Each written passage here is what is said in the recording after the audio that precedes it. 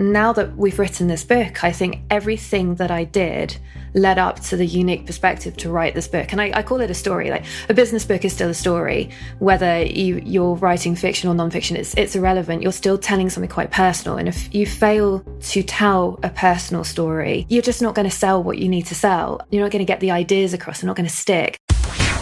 To succeed and thrive at C-suite level, you need strategic clarity and operational excellence.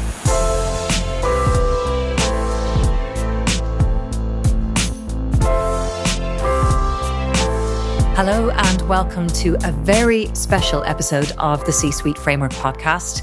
In this episode, I talk to the co-author of Book 6 in the C-Suite Framework series, Natalie McManus. The book is How to be a Chief Compliance Officer, Turning Compliance into Competitive Advantage. And I just love talking to Natalie. I'm sure it will come across as soon as you hear her speak. The passion and the gravitas that she talks with, the deep sense of social good, moral justice, a license to operate.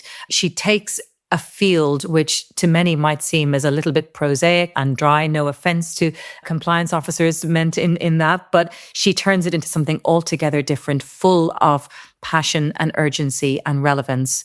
It's been an absolute joy to work with Natalie on this book. We are thrilled to announce that it will be coming out on the 5th of May on Amazon, and I'll be posting about it on LinkedIn and so on, offering links along the way. If you are someone particularly interested in the book, if you would like to get sight of an early copy, you can either join my mailing list at www.csuiteframework.com or message me on LinkedIn and I can signpost you how to do that. But as I say, the book is going to be live on the 5th of May. It's got a lot of interest behind it. The reviews and the endorsements so far have been glowing, and I'm really, really excited about this one. So without further ado, let's cross over and listen to Natalie. I am delighted to welcome my co-author of our latest book to the podcast, Natalie McManus. Natalie is Managing Director of Innovate Compliance, a compliance and risk thought leadership consultancy, and she's head of Impact Consulting's IC Insights publication. A former compliance chief of staff at Citibank and ex-regulator for the Financial Conduct Authority. Natalie has held compliance and risk leadership roles across financial services and aviation in the UK, EMEA and globally. Natalie is also a NED at the Institute of Employment Studies, a fellow of the ACCA and the International Compliance Association, and she holds a BA in PPP honours from the University of Oxford and further degrees in law and applied accounting. But most importantly, she's my co-author. Natalie, welcome to the podcast. Hi. God, do you ever get flushed when people introduce you like that? And you're like, did I really do all that? Is that my history? And we should say this is a truly global podcast because you are in Tokyo right now. I am, yes. So it's quite late. It's dark outside, but it's absolutely amazing. Tokyo is my found city. I've been here 4 weeks and already I feel like it's my new home. So really love that the family decided to come out here. Well, I look forward to a launch event in Tokyo at some point because that's on my bucket list of places to visit. So we'll have to figure something out about that along the way. Oh, well, you're just going to have to come over here and we'll have to open a bottle of wine. Regrettably, it just has to be done. Okay, absolutely. But we are here, and for those watching the video, this is a visual to celebrate this little beauty, How to be a Chief Compliance Officer. Excuse, this is the author's band. There is one of these in the world so far. There will shortly be many, many more, but this is the first edition of our beautiful book, and congratulations, published author. Yeah, it feels slightly surreal. I think it will feel better once we figure out how we can actually get the book to Tokyo. Then I think I'll have a real kind of gut-wrenching moment. Yeah, no, but and I have to say, I know you haven't got one of these in your hand yet. There is something about an Amazon box arriving to your door with your book in it, and we'll definitely get you that moment. How to be a Chief Compliance Officer, Turning Compliance into Competitive Advantage, and it's coming out really soon on the 5th of May. But just before we get into the book, and we are, of course, going to get into the book, bring to life, Natalie, your career journey, how you got to where you got to, pivots along the way, what made you who you are. This sounds so pretentious, but I like to think I'm a Renaissance woman. And it is a Renaissance woman because women have a knack for reinvention and finding different pathways to different places. And I sort of have had a career I've fallen into in places where I just found someone really interesting who spoke and the air just went out of the room and I went, I need to work for this person. And so my career has kind of been made up of those moments. And it is invariably really incredible women who just, I didn't know you could speak that way. I didn't know you didn't need permission to take up space in the room. And I have always found that they have this unrealized power, unrecognized power. And so that's really been like a guiding force for where I've landed. And so I'm incredibly grateful to a lot of different women who have just nudged me in a slightly different direction, either through leadership at the front or just, have you thought about doing this? And it never made sense at the time. Like if you look at my resume, it doesn't really feel like it patches together. But actually, now that we've written this book, I think everything that I did led up to the unique perspective to write this book. And I call it a story. Like a business book is still a story, whether you're writing fiction or nonfiction, it's irrelevant. You're still telling something quite personal. And if you fail to tell a personal story, you're just not going to sell what you need to sell. You're not going to get the ideas across. They're not going to stick. So I've done a little bit of regulation. I think you mentioned the Financial Services Authority before it split. That was fascinating. So I remember interviewing a chairman of a FTSE 250 company 3 months into the job at 22 years old, which is possibly, I apologize to regulators listening to this because I do adore you, but you shouldn't be letting 22-year-olds interview chairman of a FTSE 250 company. But at the time, it was such an incredible learning experience. But there was also so much cynicism and jaded personalities at the regulator, even back in like 2012, 2013, which when I eventually moved out of regulation. And I just found myself wanting to bring the passion and the light back. I felt we could do so much more that was constructive. So inevitably jumped ship into the private sector. And from there, it's just been a slew of different roles in different subsectors. And then ending up in aviation was just by chance. And I'm so grateful that I did, because it's a fundamentally different way of thinking about compliance. To the point where compliance is in the CFO land, and it's in the people function, and it's in financial control and operations. It's not its own standalone corporate element. And it works, but it's also something that needs to learn from the way others do it as well. So it's really been an eclectic career, and it's one that I'm really humbled and grateful to have. And I think what I say to other women, because I really believe in paying forward the lessons that you learn, and trust me, I've made a lot of mistakes. But what I really, really want women to take away is just do what you're curious about. Build a portfolio of things that motivate you and you have passion for. If you can bring that passion to life for others, then that will get you noticed, and it will bring other things your way that you might want to say no to, but just jump in with both feet, and it will take you somewhere you never knew you'd end up. And here we are. And I think you've really illustrated as well, I think, why we felt like kindred spirits when we met. Because I agree with, I relate so much to what you've said. I feel sometimes like my career needs a little bit of explaining, the fact that I went from chartered accountant into banking, into not-for-profit, into fintech. And it makes perfect sense to me. And every pivot and every jump was because, like you, I was attracted to somewhere where I could learn. There was something pulling me that said, you can learn from this, like you can make this leap and so on. It's not always understood, not least by recruitment agents or anything like that, like how you got there, but it's made for such interesting career experiences. Oh, for sure. And I think especially when you take such joy in creating, which we both do, we adore the process of writing and bringing to life ideas and helping people understand and demystify something that's complicated, and making something sublime seem really, really simple is a real art form. But there are like breaks especially on women that I know, which just says slow down, walk before you can run. And when you are a creative, you don't actually want to do that. You're so hungry to put your ideas out into the world. I found actually through this experience, it was a little bit humbling actually, because it's like the ideas are there, the writing is there, the writing's the easy bit.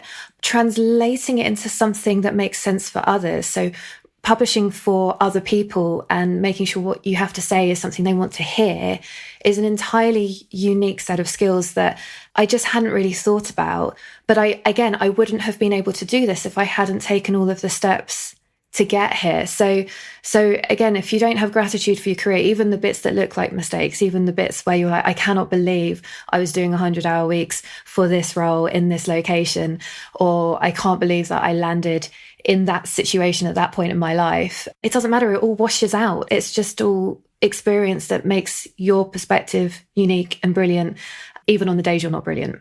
I love what you said about the paying it forward, because that is fundamentally what the How to Be a books are about. They're about sharing collective career experience and imparting those things that you wish that someone had told you earlier on in your career in the interest of helping others and stuff.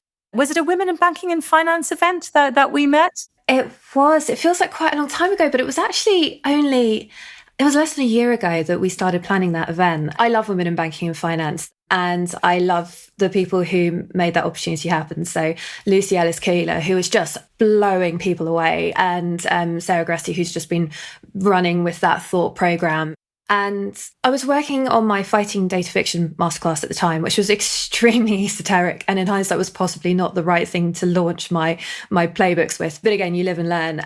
Who knew that compliance data was not as broadly accessible as as all that?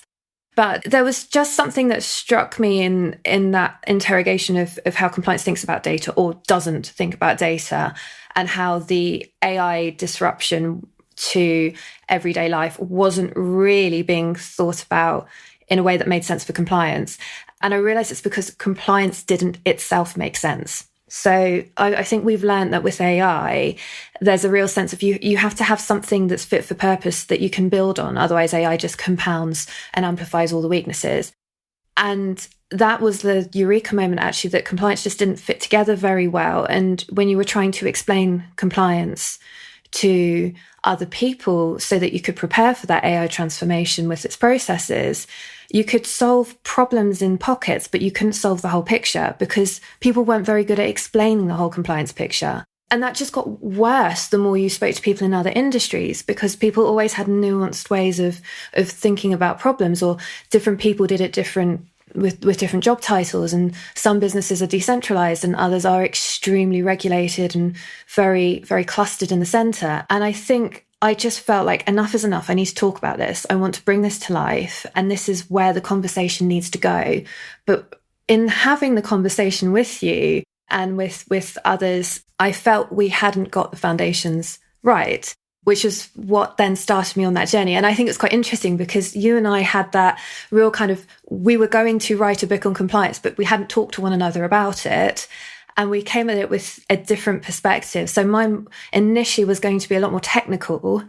And I think yours was very focused on the leadership role. And actually, by blending those perspectives together, we came to something utterly brilliant, and something that I think you don't see on the market because people get lost in the detail. Compliance is too big to think about in the round, so people focus on the detail. And by putting our heads together, I think we managed to both zoom in and zoom out on the problem. I completely agree. I think I knew from the first phone call when I spoke to you that I had found my next co-author. I was pretty clear, I think, from just the way you articulate things so persuasively and with so much passion and clarity. I was like, oh, hang on. I think I found my person. But I think the act of, and I always say, one of my best performing posts ever was like, so you think you want to write a book, what do you do? And I always say, you've got to start with an overarching structure and with kind of a table of contents. And I brought some things that I felt were sort of non-negotiable for me for it to be one of the How to Be a books, right? So, I always start with an outline of the career. I always start with culture, strategy, and execution as pillars. Then there's a technical bit, she says, glossing over it. And there's some other fundamentals about things like building your team, dealing with data, dealing with technology, and so on. And then I think you then came in, as you said, like and not just with the technical meat and the sandwich, you then enriched the other bits and came up with, well, I'm not going to steal your thunder, but let's the Compliance 365 model. And then we had our book, right? Then it was like, there it is. We know what we're doing now. I remember sitting down that first time we had lunch, and I was like, I just threw these few thousand words together on a page, and I've never written something so quickly in my life.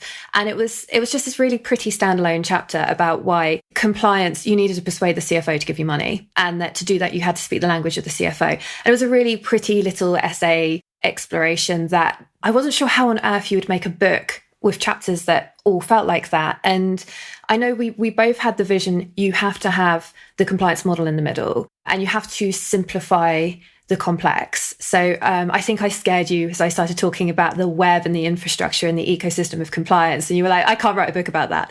And I think there was always an intention to simplify it into spokes and have a life cycle at the middle of the model.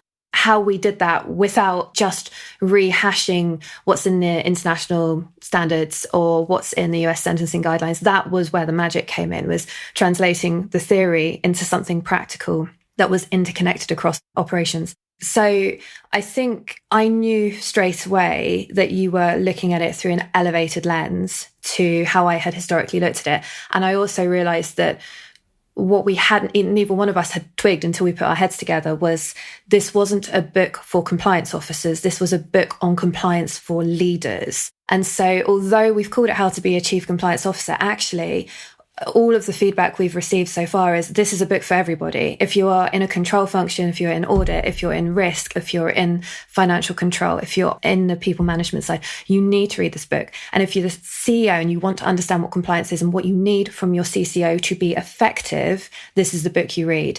And that, I think, just organically developed halfway through the writing experience. And I think my initial struggle with the book was actually the culture element, because we both knew culture was so important. And pulling it out into a framing chapter was absolutely the right thing to do. It's definitely the right place to start these books. But it's difficult because culture is part of what I call this compliance trinity. So you have culture influences conduct, conduct is then managed through control. And so those three pillars of your compliance trinity, if they disalign, then you have compliance risk. And I wasn't sure how we could talk that through up front in a way that made sense with big ideas, and then also anchor it later on throughout the steps of the compliance program. But actually, it ended up being much easier than we thought. And I think the culture chapter ended up being the last chapter we wrote, because we just brought all of those ideas that we teased out through the rest of the book into its rightful home to really frame the conversation about why compliance is important. So I was a massive convert to the idea of those three opening lenses, but it challenged me to think differently about how you would structure a model. And like I say, as a consequence, our 365 model does something that I really don't think has been done before. It's a really uncommon way of thinking about compliance, and it anchors it in mission. It anchors it in the DNA of the organisation. And it also means that you're not imposing a compliance program that doesn't really fit your organisation. You've got the autonomy to build something that makes sense. And if we think about the execution and strategy chapters just for a moment, we talk so carefully about the fact that compliance risk is created by the organisation strategy. So if you want to work internationally, if you want to embrace technology, those are going to be drivers of compliance risk. But what we've done that I haven't seen done before is we've talked about how that then gives a two-way relationship where compliance enables your strategy by finding viable platforms and pathways to do what you want to do.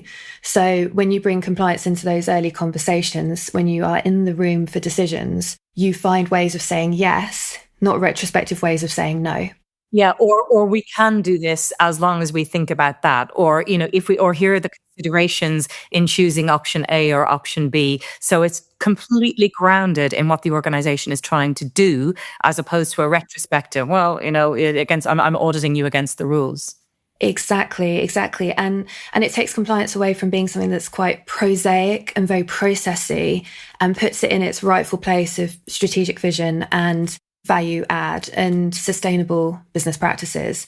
So if you don't have a strong compliance backbone and a viable compliance story, even if you're not particularly well regulated as a company yourself, if you deal with regulated partners, if you want to partner with Amex to get on their loyalty program, you have to satisfy certain criteria about anti-money laundering. You have to convince them that the data that they are giving you will be protected. So it is completely irrespective of whether you are regulated yourself sometimes. The pressures that you feel come from your suppliers. They come from your clients. It is good business sense to think in a compliance mindset, irrespective of whether the rules expressly require you to do something.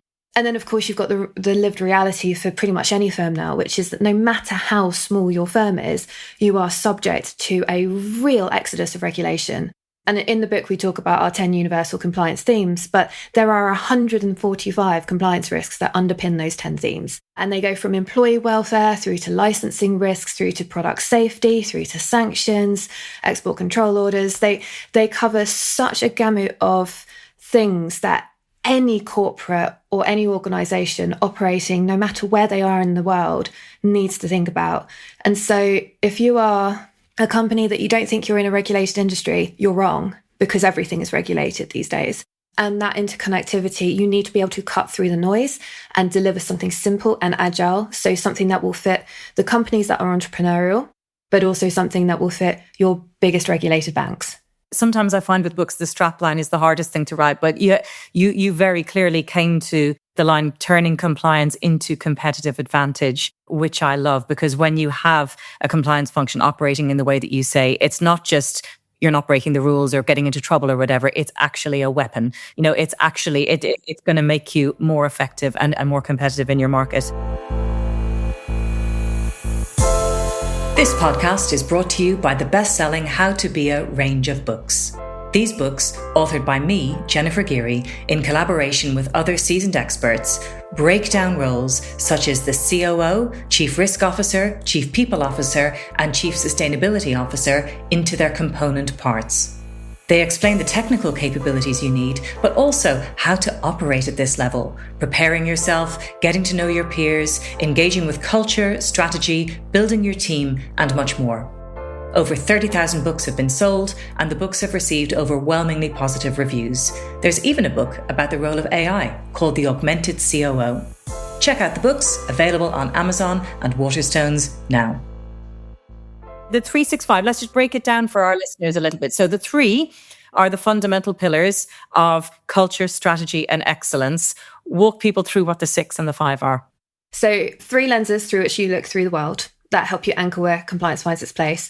6 spokes on our impact wheel, which help you essentially execute compliance. And the beauty of the impact wheel is it doesn't designate that these are big C compliance department activities. These are compliance activities across the organisation. And some of them may be done in hubs, some of them may be done under a compliance team, some of them may be done in your finance teams or offshored. And then 5 enabling pillars for the wheel. So, okay, let's see if I can remember this. I mean, I've lived and breathed this for 6 months, so I've got no excuse if I get it wrong, but everything starts with identify. So know your rules, know how they apply to your business, know the risk that follows from it, know the harm. And in the book, there's so much to say on this. It's not just about knowing the rules, but it's also knowing how they're changing. So it's picking up on those triggers for change. And you need frameworks and systems that can enable you to identify and feed that intelligence into decision making. Next one is measure. Now, measure is what a lot of compliance programs just say is risk assessment. But for us, that wasn't good enough. For us, we wanted agility in how people think about compliance measurement. So every time you're making a business decision with a compliance facet to it, you are making an inherent compliance risk decision, whether you call it that or not, whether you pull that out or tease that in process. So there is a different question around evidencing risk assessment and doing it. And you can't get away from the fact that every compliance program must have a risk assessment that is a point in time comparison across the piece that drives the book of work. Our regulators are not going to move away from that. But we wanted to really get that state of mind, compliance as a state of mind, in there early on. Identify your risk, measure your compliance risk, and then use that to inform how you protect, which is the third spoke. So protection is really 2 camps. There's the control environment, your cultural drivers, your conduct programs, your training and policy frameworks and structures. And then there are the specific measures you take in response to specific regulatory obligations or changes in activities that lead to something that you thought wasn't a compliance risk suddenly becoming one. A is assure. So this is where your conventional compliance, surveillance, monitoring and testing comes in. They're still a backbone of a compliance program, but again, they need to be agile and they need to be risk-based. And in my experience, I think you've had this as well, a lot of compliance monitoring is performative or it's duplicative and repetitive. So it treads on old ground because it's easy. It's an audit of something that can be audited rather than a stepping back of, well, where is the actual risk in the organisation and can we think differently about how we measure it, how we respond to it, how we actually assess whether it's being managed or not. C. So again, another cornerstone of compliance programs is your breach management. It's your issues management. It's the whistleblowing.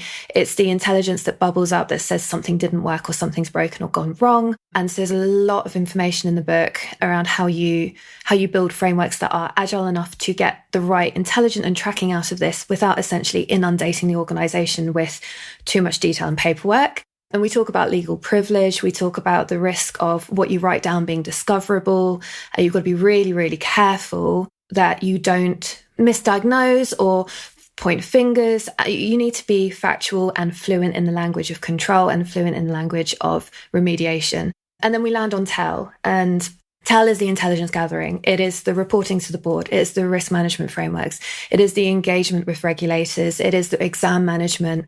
And it is that intelligence that then prompts straight back into the identify spoke and starts everything off again. So in a traditional compliance model, these are disassociated activities sometimes, and there's not really a sense of how they join up with one another. As a consequence, you lose that sense of compliance being dynamic, being a real-time activity, and instead you get blocky, post-facto, retrospective activities that are out of date the moment you do them. So we wanted to make compliance forward-looking and we wanted to make it strategic as a consequence. So that's why the impact wheel is so different to what other models have conventionally put out for compliance standards and programs, even though it might have the same language.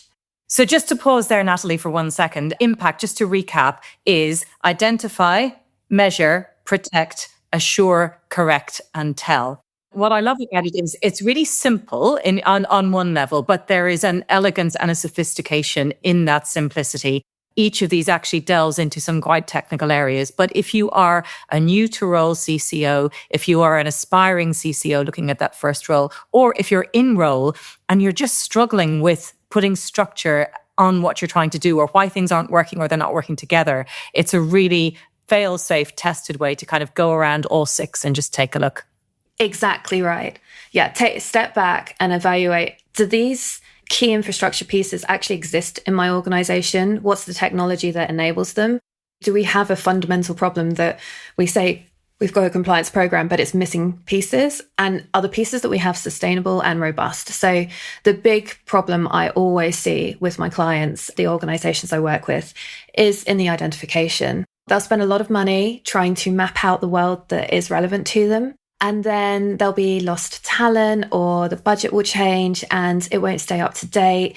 And even if you keep the regulations up to date, the business goes through a restructure, you have to remap all of the mapping of the rules. And so if you don't have the right technology to enable that, you're done straight away. And then you're constantly saying, well, this is where we were 2 years ago. And we think we're probably in the same space, but actually that person left and that business unit doesn't exist anymore. And who is actually accountable for managing customer protection and making sure that this element of rule is complied with? And everyone says, it's not me, I'm not on the list. It's like, it's that person, but they don't exist anymore. And that for me is why the impact wheel has to start with identify. And of course, it also mirrors the risk management lifecycle, which was we took great pains to do that. So for me, I feel quite precious about the impact wheel. It's interesting. You can't actually trademark an impact wheel. I looked into it. I think it's too generic, which I find quite funny.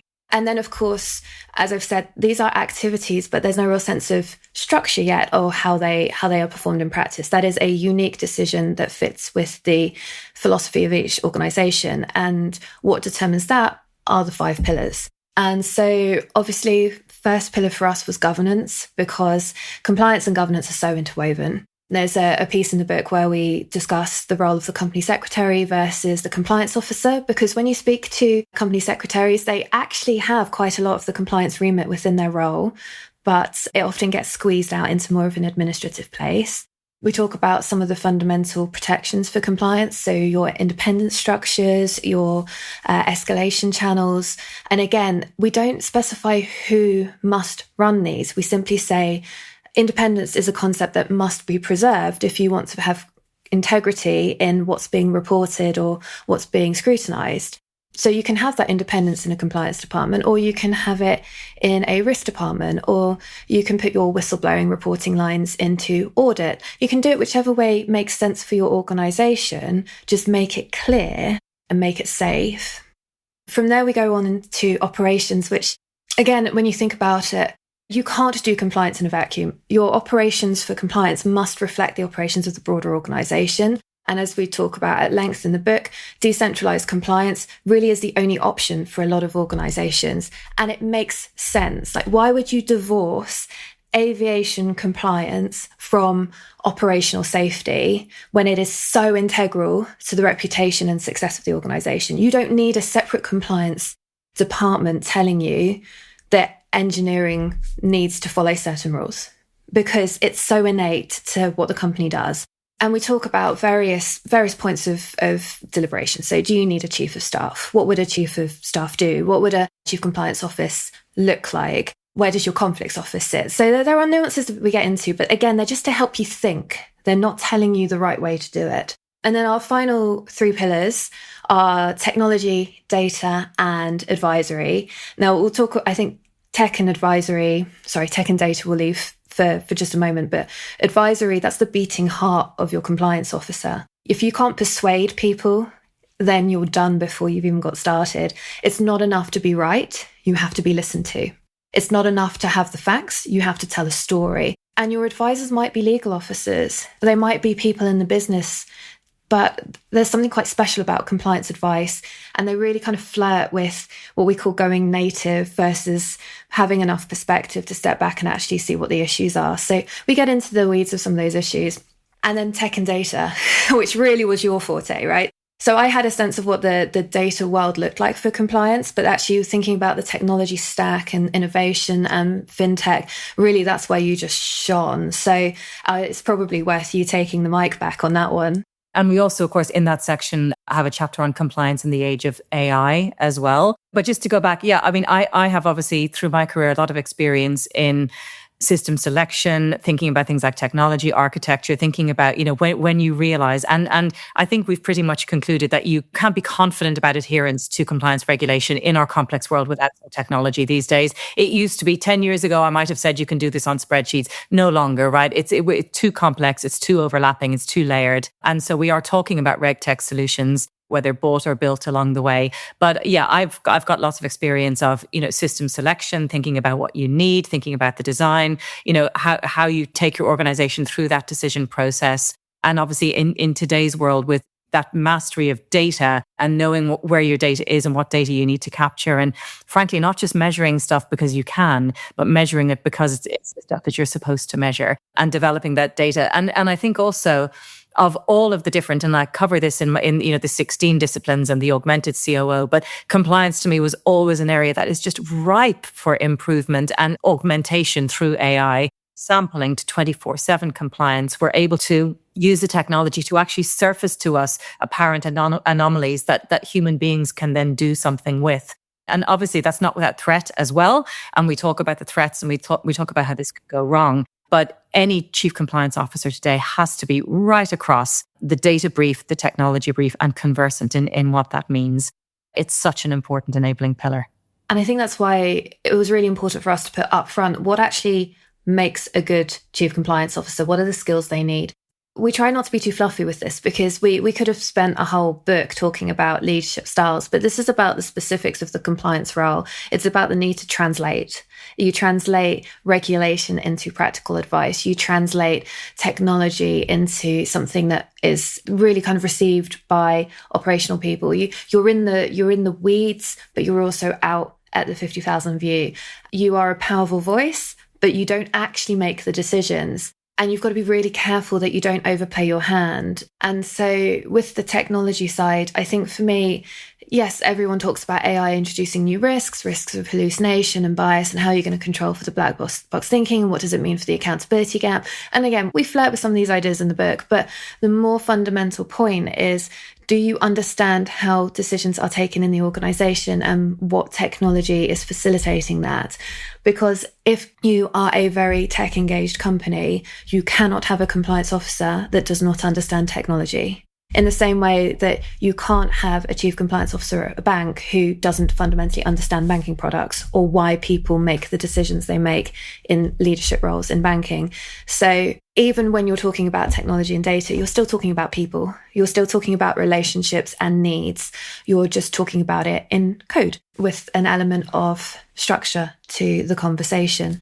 So for me, the 365 model, I can't really take full credit for it. So as we said, you set the framework with the first 3 lenses. The impact wheel was originally 8 spokes, but I got reminded by a wonderful friend of mine that 365 sounded so much better than 385. And I was like, yes, because compliance is always on all of the time. And it sounded hammy when we said it, but I have grown to love it because it's true. And you need the slogan, you need the hook. You need the bite, and always on compliance really is something we have to worry about, especially in organizations that are surveillance heavy, where trading doesn't stop and activity doesn't stop. And there's just too much noise for the human ear to listen to. And there's a real world of unexplored predictive analytics and the ethics of trying to capture employee surveillance data and holistic surveillance in a way that makes you spot the next cultural problem and then spot the next misconduct risk. So I think that's a really interesting area that the compliance officer population needs to really think about. But again, we're at the start of that journey, really. So a lot of organizations really are still on spreadsheets. I have one client that still does their risk registers in PowerPoint. So I think the AI revolution is definitely not symmetrical for every organization. Yeah, no, absolutely. And just to double down on the human thing, I think as we get we're starting to get some reviews and endorsements in now from, the pre-release of the book. And one of the areas that seems to have garnered a real reaction is how you outline that advisory role, and the fact that you own the advice, not the decision, and how you manage that sort of quasi, that independence, but while not being so sort of like not ivory tower independence, right? So that human element. And I think for me, one of the 2 real learnings I had in looking at how you approach the role and how you think about the role, first of all, was the kind of the art versus science of it. I before this thought that compliance was very black and white, regulation, box ticking, apply the rules. And what you've helped me to see is that there is always that need for interpretation, for translation, for prioritization, and then to convince and make that case. And and the word that I came up with, which was a real surprise for me in a role like this, was flair.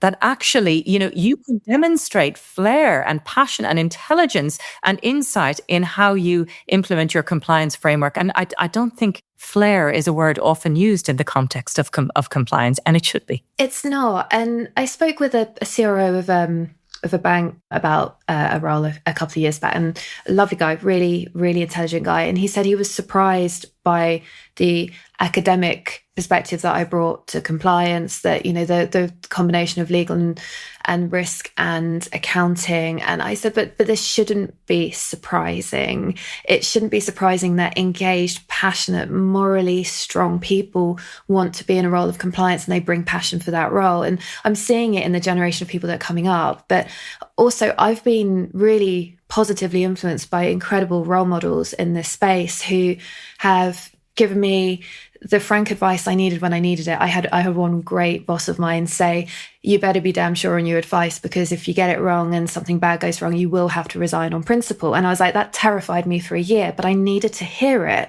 I needed to hear that I had to have conviction in what I believed, and I had to be well researched in what I believed. I'm not saying that the best compliance officers are lawyers. Sometimes the worst compliance officers are lawyers, but there is a legal history behind compliance. And there is a risk heritage for compliance as well, that if you don't have those perspectives, you just can't see how the world comes together. If you don't understand legal privilege, you should not be giving advice on regulation. If you don't understand statutory interpretation, you should not be interpreting MiFID II as part of regulatory change management. And it is fascinating how many people step out of their lane for the right reasons, and how many step out of their lane when they don't have the mandate and they don't actually have the skill set required to address the problems. But as I say, for me, compliance, it used to be this poor cousin of the legal and accounting professions has had a bit of a bad rep. It's where you fall into. And I just don't think that's where it is anymore. It just needs a bit of a makeover. And that requires just a little bit of passion in leadership roles. And I hope this book has done justice to all of the positive experiences I've had with great compliance leadership, whilst also recognising perhaps where there have been wrong turns and how to maybe navigate them slightly differently through learning from my own mistakes as a compliance chief of staff. So it's all new, but it's all the same at the same time. We talk about compliance challenges as though they're world-changing, but ultimately people are people, and they're imperfect and they're messy, and they break rules they don't understand, and they don't invest in systems if they don't think there's any value to it. So it's just all about understanding why people do what they do and understanding why regulation exists. And if you can do that, you can, generally speaking, navigate compliance. You don't need to be a lawyer or an accountant. But if you are a lawyer or an accountant, you might just have that nuance that elevates you above other people that you're competing with. So much to unpack there, but just you reminded me as we were talking there as well about the ethos, and one of the things that I love about when you talk about this. I mean, this is compliance it might not sound like the latest beach blockbuster kind of thing, but when I hear you speak about it, Natalie, you and hold that thought for the summer, folks. But when you talk about it, you talk about compliance as being absolutely intrinsically linked to social good, to purpose, to your right to exist, to the right of your organization to exist. And when you do that, it just takes on an urgency and a relevance that maybe many people hadn't thought of before. It seems obvious to me, mainly because I did social sciences throughout my degree and my time. And a lot of the time, I just didn't understand why regulation as a principle was never taught to compliance officers. Like, surely the starting point is understanding why the rules are there in the first place. And I didn't see the concept of the social license referenced in materials in the compliance space until I did sustainability accounting exams. Again, I was gobsmacked. Where is the conversation about the fact that an organization's social license to operate comes from its customers, it comes from its market? If it loses that license to operate, that doesn't necessarily have to have been from a rule breach, but that is still intrinsic to the compliance story. And that's where rules are there to redress asymmetric power struggles. They're there to try and redress the balance of consumers versus sellers. And it's fundamental economics. It's elementary economics of understanding conflicts of interest. And people talk about these concepts, but they don't understand them. And hopefully, again, reading the book will bring to life those concepts through the lens of a compliance officer. So if you've been doing compliance for 2 years in Goldman Sachs, and brilliant, but no one's ever just sat down to tell you why it matters, this book will help you understand why it matters without preaching to you, even though I'm sounding a bit preachy. From my perspective, this book has been from day one the most positive of collaborations. It's a story about two women coming together, creating something. And by the way, shout out to the compliance men as well. This is not, we might sound very female empowered. This is a book for everybody, but it's been such a positive female collaboration. I have been writing a novel for 12 years. And I haven't reached the 82,000 word mark because I keep redoing it because I'm a little bit of a perfectionist. But I realised I just had so much to say, and I knew the right way to say it. Although I'm sure there will be people who criticise how it's come about, but there's an authenticity to what I've said. But, and it is a big but, I do not think I would have finished this book. Writing it was easy, but I would not have finished it. I would not have made it elegant without your vision. And I think we've talked about this before, but you are a brilliant coach and you don't even know you're doing it sometimes. And I am a better version of myself. I am a better writer. I have a better sense of vision, of focus, because I did this with you. And so I know that I could not have written this book, this version of this book, without you. And I know that I could not have gotten it over the line without your effortless pushing forward. And it's very easy when you collaborate. It's very easy to either go into a paradigm of boss and subordinate, which obviously makes things very difficult, or to resent one another for telling you what to do. And that just didn't happen. And again, we didn't necessarily have the same perspective on everything, but we just understood and respected one another, and it was so intrinsic to the relationship, and it was such a breath of fresh air. I was like, I'm carrying trauma from past roles where you're carrying over all the legacy banking relationships that you knew, and it's this was a healing process for me as well as a really empowering one. So thank you so much. Oh my goodness, I'm going to get emotional from that. There is a catharsis, I think, to it, definitely, and with my other writers, I think they felt that way as well, and from my perspective, in getting it all out there, and I think a really deep satisfaction in the high quality product that we're going to be bringing to the market very soon. But thank you for those lovely words. Let's wrap this up. I think How to Be a Chief Compliance Officer: Turning Compliance into Competitive Advantage will be out on Amazon from May 5th. If they want to know more about me, they go to www.csuiteframework.com. If they want to know more about you, they go to www.innovatecompliance.co.uk. And from there, you can get to my playbook website. You can see some of my free cheat sheets. You can learn more about the book. So yeah, knock yourself out. Have a look. We're going to organize some fun events to coincide with the launch. We're going to be doing in-person speaking. We're going to be doing podcasts. We're going to maybe try and do a little launch party, and plenty of other things besides. And LinkedIn, I guess, following us on LinkedIn is a great place for finding out all of those things. Natalie, this whole thing has been such a pleasure from beginning to end. I'm so excited to celebrate our launch. Thank you for coming on. And here's to our book. Here's to our book. Thank you so much for having me on. It's a genuine pleasure. We hope you enjoyed the podcast. For more information about the How to Be a books, the C-Suite Framework courses, the podcast, or to get in touch with me, head over to www.csuiteframework.com.